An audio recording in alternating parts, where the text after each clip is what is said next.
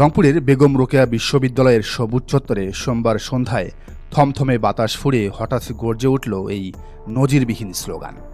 2024 সালের 5ই আগস্টের গণ অভ্যুত্থানের পর এটিই সম্ভবত বাংলাদেশের ক্যাম্পাস রাজনীতিতে এক ঐতিহাসিক এবং নজিরবিহীন দৃশ্য, যেখানে সরকারি দল বিএনপির ছাত্র সংগঠন ছাত্রদলকে পিছু হটে প্রাণ ভয়ে দৌড়ে পালাতে বাধ্য করছে বিরোধী রাজনৈতিক সংগঠন ইসলামী ছাত্র শিবির।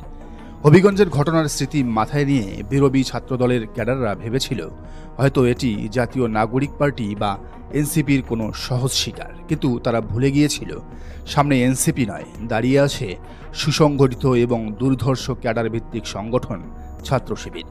অন্যায়ের বিরুদ্ধে এমন প্রতিরোধ আর ধাওয়া পাল্টা ধাওয়ার তীব্রতায় মুহূর্তেই স্তব্ধ হয়ে যায় পুরো রোকেয়া বিশ্ববিদ্যালয় ক্যাম্পাস। ঘটনার সূত্রপাত সোমবার 3 আগস্ট সন্ধ্যা 7:30টার দিকে বেগম রোকেয়া বিশ্ববিদ্যালয়ের ঐতিহাসিক স্বাধীনতা স্মারক মাঠে ইসলামী ছাত্র শিবির আয়োজন করেছিল জুলাই গণ অভ্যুত্থানের স্মৃতি এবং বীরত্ব নিয়ে বিশেষ প্রামাণ্যচিত্র ও আলোকচিত্র প্রদর্শনী, যার নাম তারা দিয়েছিল জুলুমের বিরুদ্ধে জুলাই। সাধারণ শিক্ষার্থীদের চোখ যখন প্রদর্শনীতে আটকে ছিল, ঠিক তখনই একদল টোকাই বাহিনীর মতো সশস্ত্র মহড়া নিয়ে সেখানে চড়াও হয় বিরোধী শাখা ছাত্রদলের ক্যাডাররা। প্রদর্শনীতে স্থান পাওয়া আন্তর্জাতিক অপরাধ ট্রাইব্যুনাল এবং স্বৈরাচারী সরকারের বিচারের অসঙ্গতি সংক্রান্ত একটি ব্যানারে সালাউদ্দিন কাদের চৌধুরীর পাশাপাশি জামায়াতে ইসলামীর নেতাদের কথা উল্লেখ থাকায় ছাত্রদল ক্যাডাররা তা জোরপূর্বক সরাতে বলে। সেখানে ছিল আল্লামা দেলওয়ার হোসেন সাইদি সহ নিজামী, মুজাহিদ এবং মীর কাশেম আলী মিন্টুর ছবি। কথা কাটাকাটির এক পর্যায়ে কোনো উস্কানি ছাড়াই শাখা ছাত্রদলের নেতাকর্মীরা হিংস্রভাবে শিবিরের এক কর্মীর উপর চড়াও হয়ে লাথি মারে। কিছু বুঝে ওঠার আগেই ক্যাম্পাসের গাছের ডাল ভেঙে আশেপাশের স্টিল এবং প্লাস্টিকের চেয়ার তুলে নিয়ে তারা হামলা চালায় শান্তভাবে বসে থাকা শিবির নেতাকর্মীদের উপর। হামলাকারীদের স্টাম্পের নির্মম আঘাতে রক্তাক্ত হন বিরোধী শাখা শিবিরের জনপ্রিয় নেতা মেহেদী হাসান। হুট করে চালানো এই হামলায় ইটপাটকেল এবং লাঠি সোঁটার আঘাতে শিবিরের অন্তত 5 জন গুরুতর আহত হন। কিন্তু ছাত্রদলের এই গুন্ডামি আর ক্ষমতার দাপট বেশি সময় স্থায়ী হতে দেয়নি বিরোধীর সাধারণ শিক্ষার্থীরা। শিবিরের নেতাকর্মীরা মুহূর্তে নিজেদের সামলে নিয়ে বিশ্ববিদ্যালয়ের প্রধান সড়ক এবং মাঠে শক্ত অবস্থান গড়ে তোলে। অন্যদিকে ক্ষমতার মোহে অন্ধ ছাত্রদল মূল ফটকের দিকে অবস্থান নিয়ে উস্কানিমূলক স্লোগান দিতে থাকে। বিশ্ববিদ্যালয়ের প্রক্টর ডক্টর ফেরদৌস রহমান দ্রুত ঘটনাস্থলে এসে দুই পক্ষকে শান্ত করার আপ্রাণ চেষ্টা করেছিলেন, কিন্তু ঠিক সেই মুহূর্তে চরম তাণ্ডব চালানোর উদ্দেশ্যে বস্তায় করে ভাঙা ইটের স্তূপ নিয়ে হাজির হয় শাখা ছাত্রদলের প্রচার সম্পাদক মাসুদ রানা। কোনো কিছুর তোয়াক্কা না করে মাসুদ রানা বস্তা থেকে ইট নিয়ে সোজা শিবির নেতাকর্মীদের লক্ষ্য করে ছুঁড়ে মারে, আর তাতেই ঘটে আসল বিস্ফোরণ। সূর্যের বাঁধ ভেঙে গেলে এক চুলও ছাড় দেয়নি ইসলামী ছাত্র শিবির। হই হই রই রই ছাত্রদল গেলিকই স্লোগানে লাঠি সোটা আর খালি হাতেই ছাত্রদলের ইট ক্যাডারদের উপর একযোগে পাল্টা ধাওয়া শুরু করে শিবির কর্মী এবং সাধারণ শিক্ষার্থীরা। শিবিরের সেই বজ্রকঠিন ধাওয়া এবং প্রতিরোধের মুখে ক্যাম্পাসের তথাকথিত ক্ষমতার দাপট দেখানো ছাত্রদল ক্যাডারদের গায়ের জোর এক লহমায় বাতাসে মিলিয়ে যায়। ইট ও লাঠি ফেলে মাসুদের বস্তাবাজ বাহিনী মূল ফটকের বাইরে জীবন বাঁচানোর জন্য সুরসুর করে দৌড়ে পালিয়ে যায়। বেগম রোকেয়া বিশ্ববিদ্যালয়ের এই প্রতিরোধে সবচেয়ে লক্ষণীয় ও তাৎপর্যপূর্ণ বিষয় ছিল শিবিরের সাথে কাঁধে কাঁধ মিলিয়ে মাঠে নেমে এসেছিল সাধারণ শিক্ষার্থীরা। এমনকি সাধারণ নারী ছাত্রীদেরও সেই ধাওয়ার মুখে সামনের সারিতে থেকে প্রতিরোধ করতে দেখা গেছে। ক্যাম্পাসের শিক্ষার্থীরা পরিষ্কার বার্তা দিয়েছেন, তারা আর কোনো নতুন ছাত্রলীগ তৈরি হতে দেবেন না। গত 15 বছর ধরে শেখ হাসিনার ছাত্রলীগের যে গেস্টরুম অত্যাচার, গণরুম কালচার, র্যাগিং এবং সাধারণ শিক্ষার্থীদের উপর নির্যাতনের স্টিম রোলার চলেছে, 24-এর বিপ্লব পরবর্তী বাংলাদেশে সেই একই জঘন্য কালচার ফেরাতে চায় ছাত্রদল। কিন্তু শিবিরের প্রতিরোধ আর সাধারণ শিক্ষার্থীদের ঐক্য প্রমাণ করেছে বেগম রোকেয়া বিশ্ববিদ্যালয় ক্যাম্পাসে কোনো দখলদারিত্বের স্থান হবে না।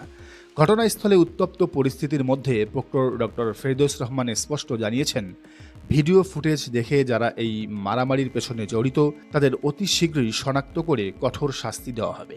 এজন্য দ্রুত একটি উচ্চ পর্যায়ের তদন্ত কমিটি গঠন করা হচ্ছে।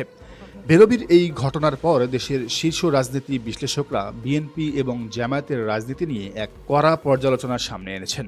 বিশ্লেষকদের মতে জামায়াত এবং অন্যান্য বিরোধী দলগুলোকে বুঝতে হবে, আজ যারা ক্ষমতায় বা ক্ষমতার মসনদে বসে সরকারি দলের অহংকার দেখাচ্ছে তারা কোনো বন্ধু নয়, তারা মূল প্রতিপক্ষ। ক্ষমতার মোহে অন্ধ বাস্টার্ড রাজনৈতিক ক্যাডারদের সোজা করতে হলে নিজেদেরও রাজপথে ইস্পাত কঠিন এবং বড় প্রতিরোধক হয়ে উঠতে হবে। স্রেফ মার খেয়ে কান্নাকাটি করা কিংবা অহিংসার জপে এদেশের পচা এবং মাফিয়ার রাজনীতিতে টিকে থাকা তো দূরের কথা, নিজের অস্তিত্ব রক্ষা করাই অসম্ভব হয়ে পড়বে। রাজনৈতিক বিশ্লেষকরা আরও বলছেন, ছাত্র শিবির শক্ত অবস্থান নিয়ে প্রতিরোধ গড়ে তুলছে বলেই আজ সারা দেশের বিশ্ববিদ্যালয় ক্যাম্পাসগুলো কিছুটা হলেও নিরাপদ রয়েছে। ছাত্রলীগের ফেলে যাওয়া শূন্যস্থানে ছাত্রদল যেভাবে একক আধিপত্য ও চাঁদাবাজির সাম্রাজ্য গড়তে চেয়েছিল, ছাত্র শিবিরের শক্তিশালী বাধার কারণে তা সম্ভব হচ্ছে না। এখন আওয়ামী লীগ আবার ফিরবে এই জুজু দেখিয়ে বিএনপি এবং তাদের অঙ্গ সংগঠনগুলোকে যদি চোখ বুঝে ছাড় দেওয়া হয়, তবে বিএনপি খুব দ্রুত অতীতের সব রেকর্ড ভেঙে আওয়ামী লীগের চেয়েও শতগুণ বেশি হিংস্র এবং ভয়ঙ্কর রূপ ধারণ করবে। বেগম রোকেয়া বিশ্ববিদ্যালয়ে শিবিরের এই পাল্টা ধাওয়া প্রমাণ করে অন্যায়ের বিরুদ্ধে আর চুপ থাকা নয়। জামায়াত এবং বিরোধীরা যদি বিএনপির রাজপথের অপকর্ম, দখলদারিত্ব এবং চাঁদাবাজির বিরুদ্ধে রুখে দাঁড়ায়, তবে সাধারণ জনতা এবং শিক্ষার্থীরা তাদের পক্ষেই ছাতা হয়ে দাঁড়াবে, যেমনটি বেগম রোকেয়া বিশ্ববিদ্যালয়ে দাঁড়িয়েছে। এটাই ২৪ পরবর্তী নতুন বাংলাদেশের বিরোধী দলের আসল পাওয়ার পলিটিক্স। বেগম রোকেয়া বিশ্ববিদ্যালয়ের মূল ফটকের বাইরে ছাত্রদল পিছু হটলেও পুরো ক্যাম্পাস জুড়ে এখন চরম থমথমে উত্তেজনা বিরাজ করছে।